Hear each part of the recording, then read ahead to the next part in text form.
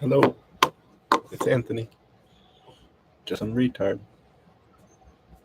What's up, bitches?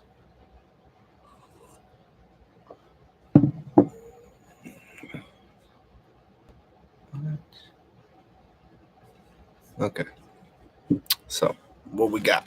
What we got? What we got? I don't know. Don't know. I know absolutely nothing. And I plan to keep it that way.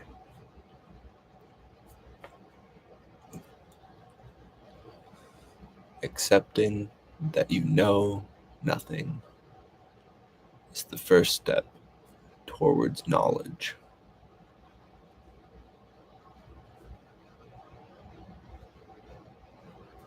You cannot know anything until you know nothing.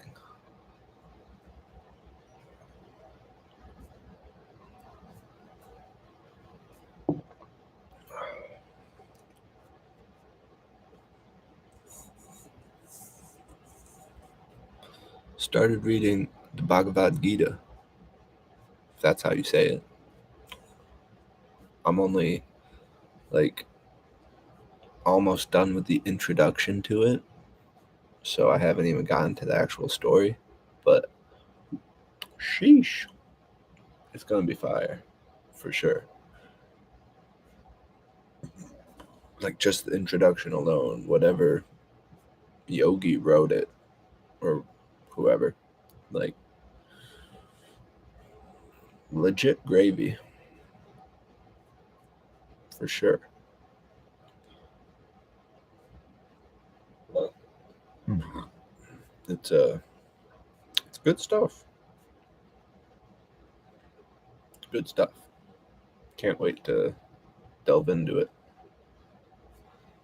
Maybe I'll be making reports.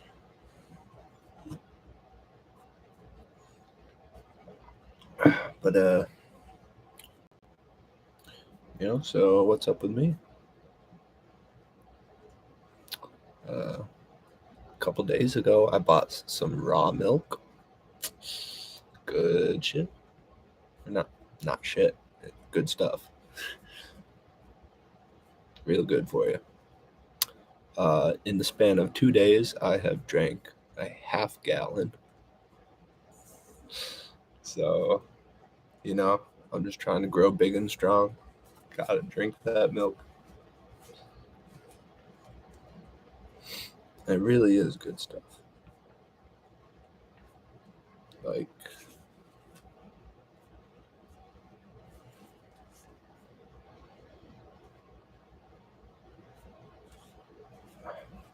I'm trying to write Big Bear a letter.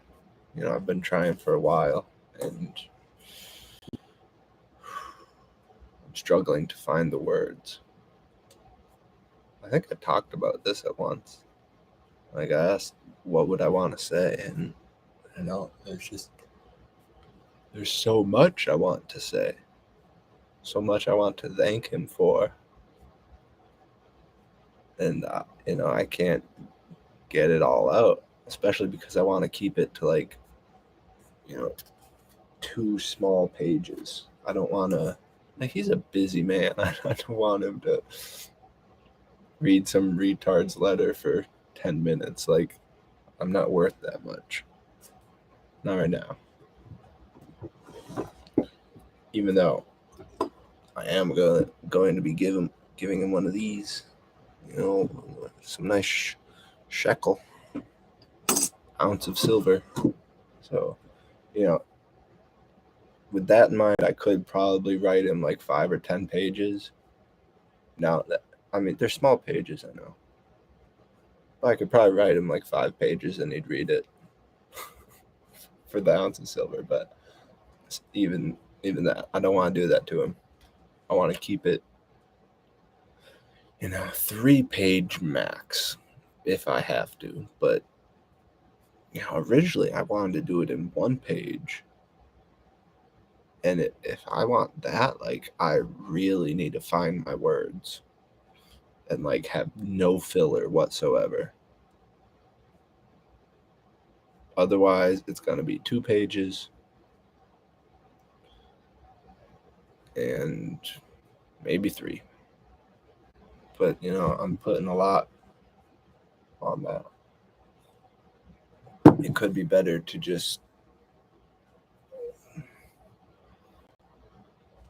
keep working to find my words and condense it all onto 1 page, short and succinct.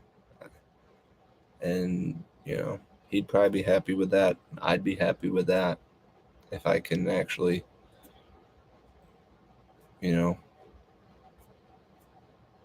get my thoughts out on 1 page. Like, that would be a success for me.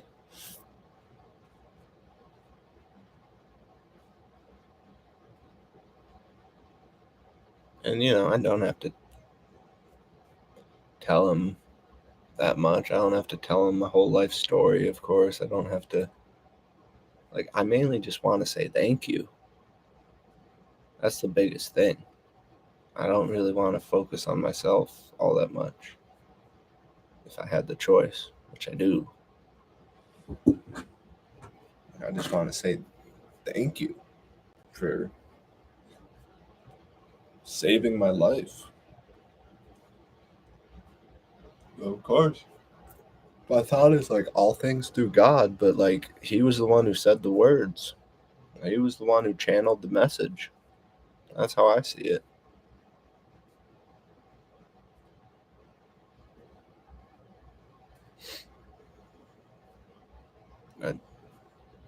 It's done a lot for me.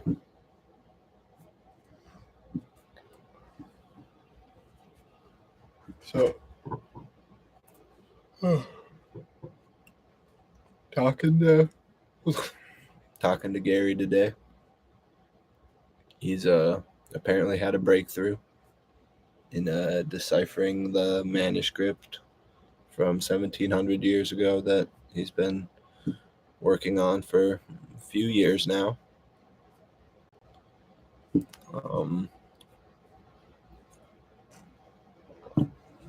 He was telling me that there is 2 codes that the ancients used.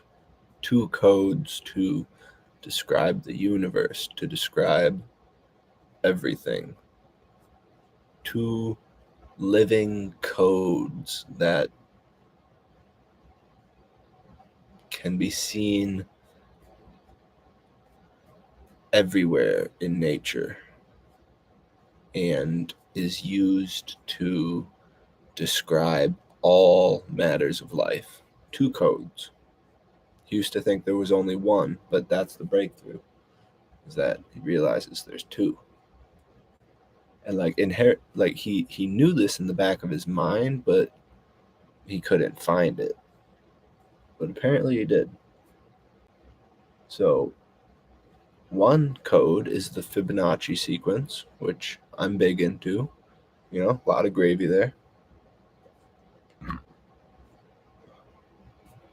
The second code is,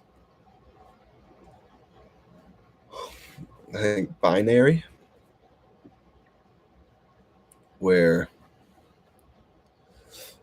the Fibonacci sequence goes the previous 2 added together to make a new unique one. So it's like 0, 1, 1, 2, 3, 5. The beginning of that is interesting. That's, it's really interesting how it goes 0, 1, 1, 2. The first 3 are really interesting. Like, why are there 2 1s in a row? A lot of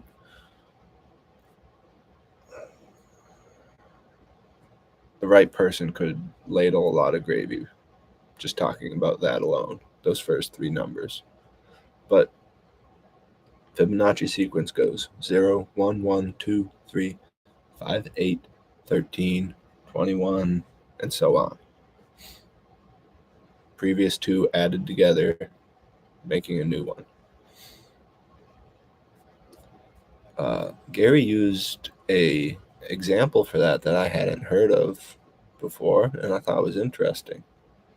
He likened it to two humans coming together to reproduce, where you have two people, unique numbers essentially, meshing, adding together, and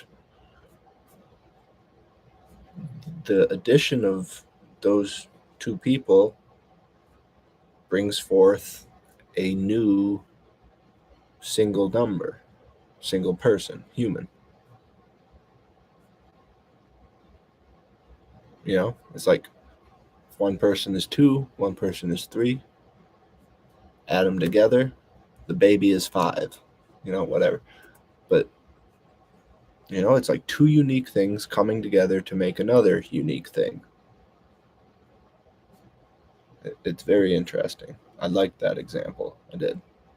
So that's the Fibonacci sequence. The other sequence goes 1, 2, 4, 8, 16, 32. It's just times 2 for everything.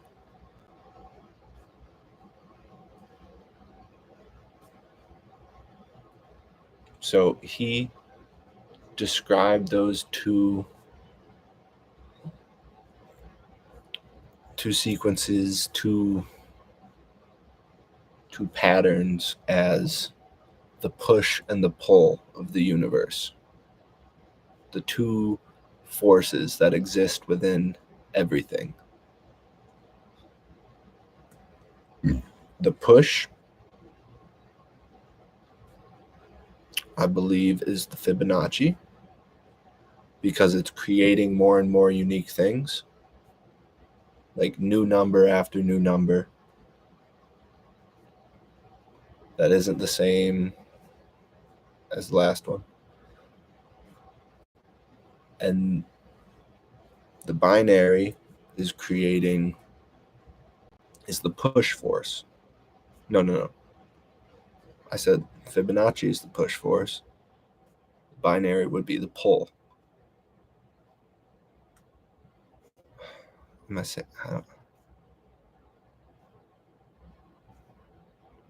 I think I'm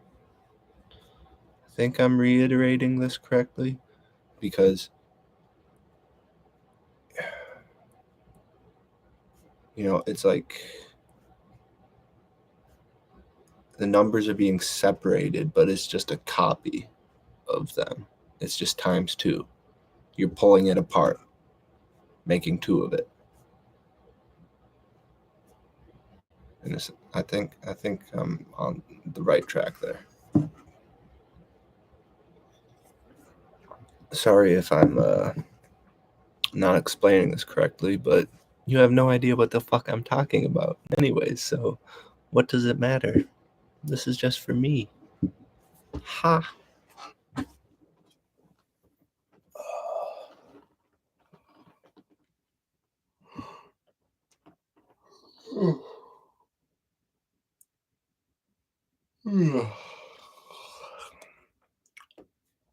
Yeah. Yeah, so what else? What else has been going on?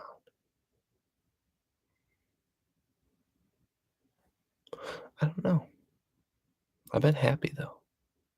It's been going good. I'm excited.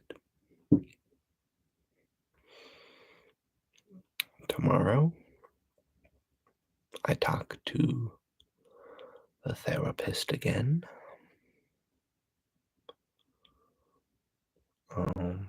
We'll see how that goes. This time, you know, it won't be the hour and a half, 2 hour long thing we did before, because it's not the intake session. It's just going to be a nice, like, 55 minutes. Get in, have a quick chat, get out. Then I'm going to go throw some maxes with my boy,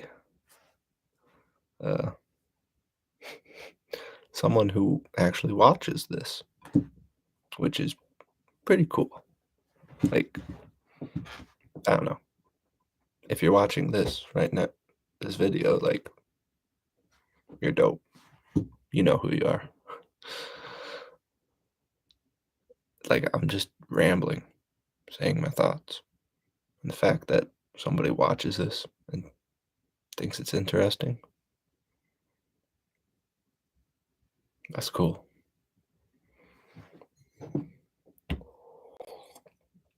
But yeah, gonna talk to the therapist. Don't know what I'll talk to her about.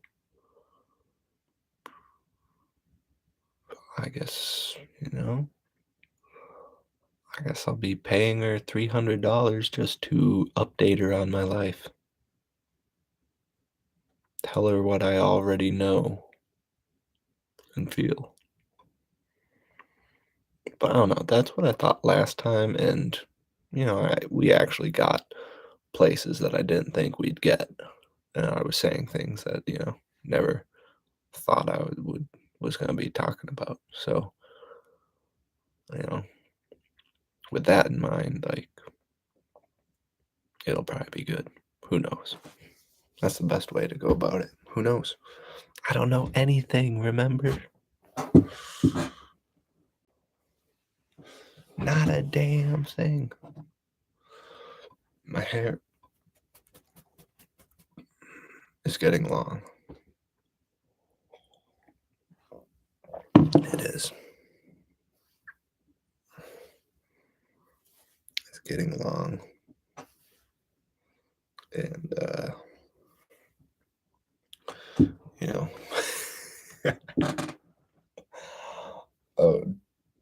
oh, Jesus. I don't really know what to do with it. I keep trying to just push it back. And, it's working for the most part. Sticks out on the sides a little bit, but it's no biggie. It's got some curls and waves to it. Like, I'm a fan. Fabio.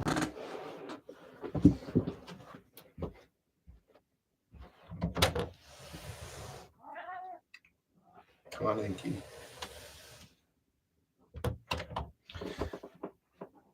Oh, the baby. The baby. Okay. I figured out what I want to paint for my next painting. I think I have an idea finally. You're so cute, Fabio. I want to paint a starry night. That's what I thought this morning at work, is that I want my next painting to be a starry night. And then tonight I was thinking, okay, instead of it just being a starry night, maybe I should have it be like a tree, like the tree of life, along with the starry night. So I kind of sketched this out real quick. I don't know if you can see, but there's just some stars there. And, I was inspired to add the tree into my idea because I was reading a page in the introduction to the Bhagavad Gita, and it was talking about this tree that, it has branches that reach down and roots that reach up. And that represents something that I can't really remember right now. But I think it's more about just like the mirror of nature. Like if you cut the tree in half, the way you're looking at it, fold it over, it pretty much matches completely. Because at the base, it goes down, and then the roots underneath like reach up. and they're growing upwards toward the soil. Then when you go to the top of the tree, it's curving down, always going to the ground, the soil. Everything is trying to get back to level ground, whether it's going down and then trying to reach back up, or growing up and then trying to get back down. You're so cute. You're so cute. So, with that in mind, I want to get better at grounding. Putting my bare feet into the soil, onto Mother Earth, and just,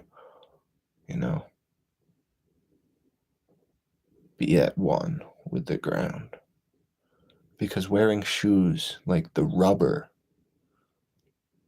like what do they call it? There's a term for it. It's like it's an insulator. Like the electricity, the current that you receive from the earth and you put back into the earth is like, it's not there because you have rubber shoes on. You can't give and receive with that electricity. So that's why you need to be barefoot with feet on the grass to ground yourself. I hear it's really good for you, and I want to do it more often. I did it last week where I took a walk barefoot, and that was, enjoyable. It was pretty cold, but it felt good. I think that was Sunday. Yeah, whatever. So cute, kitty. So adorable. So adorable.